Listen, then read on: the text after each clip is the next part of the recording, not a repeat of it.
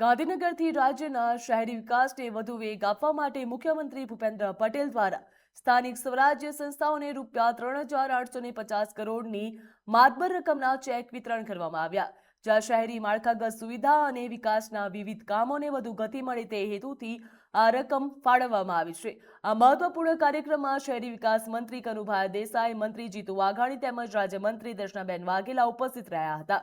તો સ્થાનિક સ્વરાજ્ય સંસ્થાઓના વિકાસ અને શહેરી સુવિધાઓને મજબૂત બનાવવા માટે સરકાર દ્વારા આ ફાળવણી મહત્વરૂપ માનવામાં આવી રહી છે, જ્યાં રૂપિયા 3,850 કરોડની આ રકમથી શહેરમાં માળખાગત સુવિધા, વિકાસલક્ષી કામો અને નાગરિકોને વધુ સારી સુવિધાઓ ઉપલબ્ધ કરાવવાના પ્રયાસને વેગ મળશે.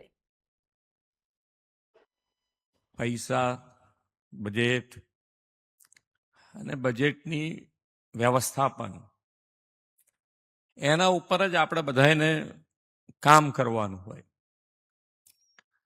અત્યાર સુધી નગરપાલિકા કે મહાનગરપાલિકા કેવી રીતે આગળ વધ્યા, કયા કયા કામ થયા, એ બધું જ લોકોએ જોયું છે.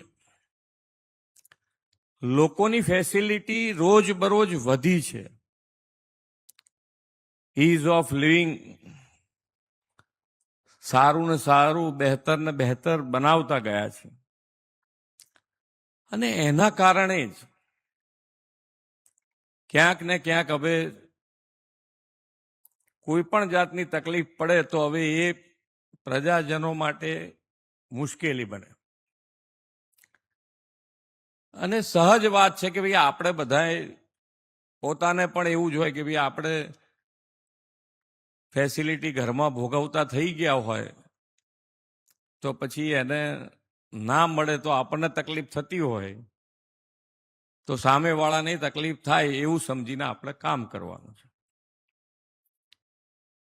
કામ બે પ્રકારથી છે કે એક નવા આયોજનો તો છે જ,